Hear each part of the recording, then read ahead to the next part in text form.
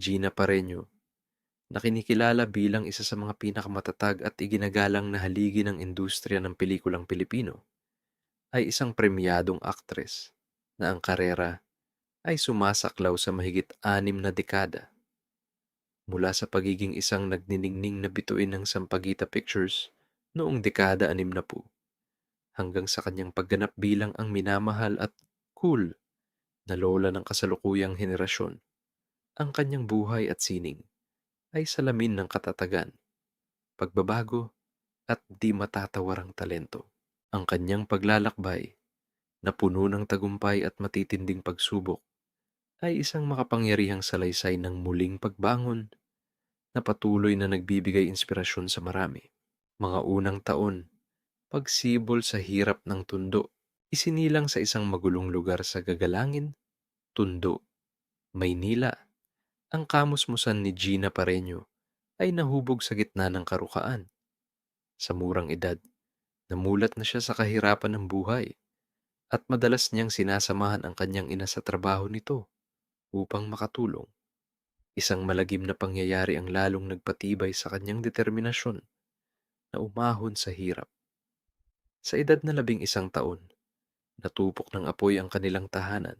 Isang trahedyang nag-iwan sa kanilang pamilya na walang masilungan at nagtulak sa batang si Gina na akuin ang mas malaking responsibilidad upang makatulong sa kanilang mga gastusin. Buong tapang niyang sinuong ang mga gawaing karaniwang para sa mga kalalakihan. Nagmaneho siya ng tricycle sa kahabaan ng J.S.P. Rizal, isang di pangkaraniwang gawain para sa isang babae noong panahong iyon. Dahil siya ang nag-iisang babaeng namamasada ng tricycle sa kanilang lugar, madalas siyang napagkakamalang tomboy ng kanyang mga pasahero. Bukod sa pagiging trooper, nagtinda rin si Gina ng pritong saging sa mga karerahan, racetracks, isang patunay ng kanyang kasipagan at pagnanais na maitaguyod ang pamilya. Sa kabila ng mga hamon, ang pagmamahal sa sining ng pag-arte ay maagang umusbong sa kanyang puso. Ang entablado, kahit sa maliliit na patimpalak, ay naging kanyang kanlungan at daan upang maipamalas ang kanyang talento. Sumali siya sa isang patimpalak sa sayawan na tinawag na Dance o Rama, na pinangungunahan ng batikang aktres na si Boots Anson Roa. Dito, ipinakita ni Gina ang kanyang husay at karisma. Nagwagi siya sa daily contest at muli ring nagkampiyon sa weekly title, mga tagumpay na nagsilbing unang hakbang patungo sa mas malaking mundo ng show business. Pagpasok sa showbiz, ang pagsilang ng bituin ng Sampaguita, ang kanyang maningning na pagtatanghal sa Dance o Rama ay hindi nakaligtas sa mapanuring mata ni Dr. Jose Perez, ang respetadong may-ari ng isa sa pinakamalalaking film studio noon, ang Sampaguita Pictures. Nakita ni Dr. Perez ang potensyal sa dalagita at inanyayahan niya ito para sa isang pulong. Walang pag-aalinlangang tinanggap ni Gina ang imbitasyon kahit na siya ay nasa ikalawang taon pa lamang ng sekundarya sa Immaculate Conception sa Balut, Tondo. Ang pagpupulong na iyon ang naging formal na simula ng kanyang karera sa showbiz. Gaya ng karaniwang proseso para sa mga baguhang artista sa ilalim ng studio system, si Gina ay isinabak muna sa maliliit na papel. Sumailalim siya sa isang tipikal na 8 buwang grooming period kung saan siya ay hinubog at sinanay para sa mas malalaking oportunidad. Matapos ang panahong ito, unti-unti siyang nabigyan ng mas mahahalagang supporting roles. Kalimitan, ginagampanan niya ang papel ng kapatid o matalik na kaibigan ng mga pangunahing bituin ng Sampaguita Pictures, kabilang sina Liberty Ilagan at ang reyna ng pelikulang Pilipino na si Susan Roses. Noong 1964, dumating ang kanyang malaking pagkakataon. Ipinareha siya sa isa sa mga pinakasikat na heartthrob ng Sampaguita, si Eddie Gutierrez, sa pelikulang Eddie Longlegs. Sa proyektong ito, formal na ipinakilala ang kanyang screen name na Gina Pareño. Binihisan siya ng isang magandang gown na likha ng tanyag na fashion designer na si Pitoy Moreno. isang hudyat ng paglulunsad sa kanya bilang isang ganap na bituin. Ang kanyang pagsikat ay lalong pinagtibay nang isama siya sa prestihiyosong Stars of 66, ang tao ng roster ng Sampaguita Pictures para sa kanilang mga bagong artista na inaasahang sisikat. Nakasabayan niya sa grupong ito sina Loretta Marquez, Blanca Gomez, Rosemary Sonora, Shirley Moreno, Tindo Fernando, Bert Leroy Jr., Edgar Salcedo, Ramil Rodriguez, at Pepito Rodriguez. Bagamat karamihan sa kanyang mga kasabayan ay sumunod sa di-opisyal na mga alituntunin ng pagiging isang proper na artista. Si Pareño ay itinuring na wild card ng grupo. Ang kanyang prangka at walang takot na personalidad ay isang kakaibang katangian sa panahong iyon na nagbigay sa kanya ng isang natatanging puwang sa industriya. Ang kanyang formal na paglulunsad bilang bida ay naganap noong 1968 sa pelikulang Mama, kung saan nakasama niya ang aktres na si Loretta Marquez. Pagsubok, pagbabalik, at ang imahe ni Darna sa kasagsagan ng kanyang papaangat na karera, isang personal na pangyayari ang pansamantalang nagpahinto rito. Si Gina ay nagdalang tao na naging dahilan upang pansamantala siyang mawala sa limelight. Kalaunan, nagkaroon pa siya ng 2 pang anak, isang lalaki at isang babae. Ngunit ang kanyang pagiging ina ay hindi naging hadlang sa kanyang pagbabalik. 1 taon lamang matapos manganak, nagkaroon siya ng isang matagumpay na comeback film noong 1969. Ito ay hindi lamang isang ordinaryong pelikula, kundi ang pagganap sa isa sa pinaka-iconic na superhero sa Pilipinas. Ginampanan niya ang papel ni Darna sa pelikulang si Darna at ang Planet Man. Katambal ang aktor na si Vic Vargas. Marami ang humanga sa kanyang mahusay na pagganap. Ngunit higit pa rito, napansin din ang kanyang kaakit-akit na pisikal na anyo. Ang pagsusuot niya ng Darna costume na naglantad sa kanyang hubog ay nagpakilala sa kanya sa publiko bilang isang babaeng may angking alindog at sensualidad. Ang papel na ito ay hindi lamang muling bumuhay sa kanyang karera, kundi nagtatak din sa kanya bilang isa sa mga sexiest actresses ng dekada 70. Nagpatuloy ang kanyang pamamayagpag sa industriya. Sunod-sunod ang kanyang mga proyekto kung saan ipinamalas niya ang kanyang versatility bilang aktres. Ilan sa mga pelikulang kanyang ginawa sa panahong ito ay ang Paula, 1969, Tulay na Kristal, 1971, As Long as Forever, 1972, at isang serye ng mga pelikula noong 1973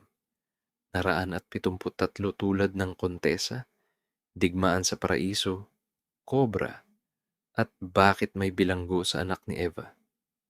Noong 1974, lumabas siya sa daigdig ng Sindak at Lagim nang matapos ang kanyang kontrata sa Sampaguita Pictures. Noong 1974,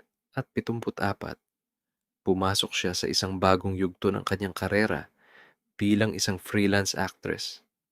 Ang kalayaang ito ay nagbigay daan sa kanya upang tumanggap ng mas mapanghamon at masalimuot na mga dramatic roles, kung saan lalo niyang naipakita ang lalim at lawak ng kanyang talento sa pag-arte. Paglalakbay bilang isang veterana. Dekada 80 at 70 sa paglipas ng mga taon, napatunayan ni Gina Pareño ang kanyang kakayahang manatili sa industriya. Noong 1984, naging bahagi siya ng ensemble cast ng kinikilalang pelikula ni Ishmael Bernal, ang Working Girls. Mula rito, muling naging aktibo ang kanyang karera at sunod-sunod na naman ang mga pelikulang kanyang ginanapan. Ang kanyang presensya sa isang pelikula ay naging isang selyo ng kalidad at ang kanyang husay sa pagganap ay patuloy na umani ng papuri. Ilan sa mga proyektong nagpakita ng kanyang kahusayan sa panahong ito ay ang Celestina Sanchez, alias Bubbles, 1988, Kung Tapos Na Ang Kailanman, 1970. Mangarap Ka, 1975. At Ipaglaban Mo, The Movie Part 2, 1977. Habang siya ay nagkakaedad, naging perpektong support artist siya para sa mga sumisikat na baguhang artista. Epektibo niyang ginampanan ang papel ng gabay at kontrapunto sa mga nakababatang bida. Kabilang dito, ang kanyang pagganap sa pelikula ni Ina Raimundo na Babae sa Dalampasigan, 1977. Sa pelikula ni na Camille Prats at Serena Dalrymple na Healing, 1978. At sa pelikula ni Gladys Reyes na Anak ng Dilim, 1979. Ang kanyang kakayahang umangkop ay muling nasubok nang pumatok ang mga sex comedy films noong dekada 70. Hindi na iwasan ni Pareño na maging bahagi ng ganitong genre kung saan madalas siyang gumanap bilang ang nakatatandang nani o lola ng mga bidang may malalaking hinaharap tulad ng sa mga pelikula ni Rufa May Quinto na Boba, 2001, at Masikip sa Dibdib, 2004. Ang pagiging epektibo niya sa mga ganitong papel ay maaaring iugat sa kanyang imahe bilang isa sa mga sexiest actresses noong dekada 70 na nagpapakita ng isang tuloy-tuloy na sinulid sa kanyang karera. Ang Madilim na Kabanata at Ang Muling Pagsikat. Subalit ang buhay ni Gina Pareño ay hindi palaging puno ng kasikatan at karangyaan. Dumaan siya sa isang napakadilim na kabanata na sumubok sa kanyang katatagan. Noong 1973, lumabas siya sa programa sa telebisyon ni Helen Vela na Lovingly Yours, Helen. Sa panayam na iyon, nakita ng publiko ang isang Gina Pareño na haggard at walang nangipin, isang larawang malayong-malayo sa dati niyang imahe. Ito ang naging pampublikong mukha ng kanyang personal na laban. Nalulung siya sa ipinagbabawal na gamot. Ang adiksyon na ito ay nagdulot ng halos tuluyang pagbagsak ng kanyang karera sa showbiz at nagbunga ng marami pang problema sa kanyang buhay. Ngunit ang kanyang kuwento ay hindi nagtapos doon. Sa pamamagitan ng matinding determinasyon, unti-unti siyang bumangon mula sa pagkakalugmok. Ang kanyang malaking pagbabalik sa kamalayan ng masa ay naganap noong 2005 nang mapabilang siya sa TV soap na Darna na pinagbidahan ni Angel Locsin. Sa seryeng ito, gumanap siya bilang si Lola Elena, ang lola ni Narda at ang dating Darna. Ang kanyang papel ay simboliko, isang pagpasa ng sulo mula sa isang henerasyon ng Darna patungo sa bago. Ang palabas ay tinutukan ng buong sambayanan, bata man o matanda, at nakakuha ng napakataas na ratings. Dahil dito, muling sumikat at naging popular ang nagkakaedad ng aktres. Ikalawang ginintuang panahon, pandaigdigang pagkilala. Ang isa sa pinakamahalagang desisyon na ginawa ni Pareño sa kanyang karera ay ang pagtanggap niya sa pangunahing papel sa independent film na Cobrador noong 2006.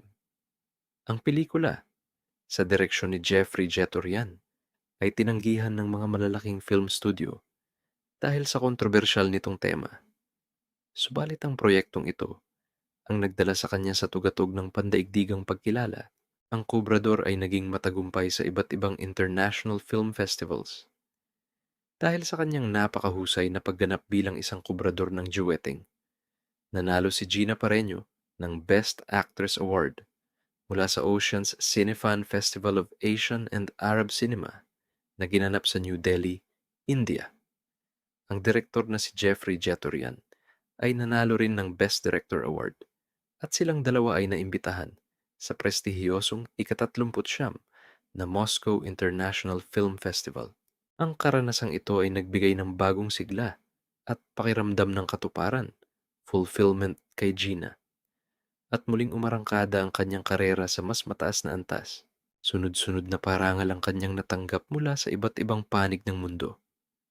Kabilang dito ang Best Actress mula sa Asian Television Awards para sa kanyang pagganap sa episode na Rehas ng Maalaala Mo Kaya, 2007, at Best Actress mula sa Brussels International Independent Film Festival para sa pelikulang Service. Para sa parehong pelikula, nanalo rin siya bilang Best Supporting Actress mula sa Asian Film Awards noong 2009. Sa lokal na eksena, umani rin siya ng maraming nominasyon at parangal. Noong 2007, para sa kanyang pagganap sa pelikulang Kasal, Kasali, Kasalo, nakuha niya ang Best Supporting Actress Awards mula sa FAMAS, Luna Awards, Metro Manila Film Festival, at Star Awards for Movies. Kinilala rin siya bilang Best Actress ng Gawad Urian para sa Kubrador at bilang pagkilala sa kanyang pambihirang kontribusyon, ginawaran siya ng titulong Actress ng Dekada, Actress of the Decade, noong 2011. Isang icon sa makabagong panahon, sa kasalukuyan, sa edad na mahigit 70. Si Gina Pareño ay nananatiling aktibo at isang pamilyar na mukha sa mga pelikula at palabas sa telebisyon. Ngunit ang kanyang impluensya ay lumagpas na sa tradisyonal na media. Kamakailan lamang, nag-viral ang kanyang mga video sa social media platform na TikTok. Dahil sa kanyang mga kuwela at nakakatuwang content, tinagurian siyang pinakasikat na lola sa TikTok. Isang patunay ng kanyang walang kupas na karisma at kakayahang kumonekta maging sa mga nakababatang henerasyon. Maraming matitinding pagsubok ang pinagdaanan ng aktres. Ngunit sa bandang huli, ipinakita niya ang pambihirang katatagan at kakayahang muling bumangon. Ang kanyang buhay ay naging isang bukas na aklat ng inspirasyon para sa marami, lalo na sa mga taong dumaraan sa mga pagsubok na katulad ng kanyang pinagdaanan. Ngayon, masaya niyang ibinabahagi ang mga bunga ng kanyang tagumpay sa kanyang mga mahal sa buhay. Isang buhay na testamento sa kapangyarihan ng pag-asa at pangalawang pagkakataon.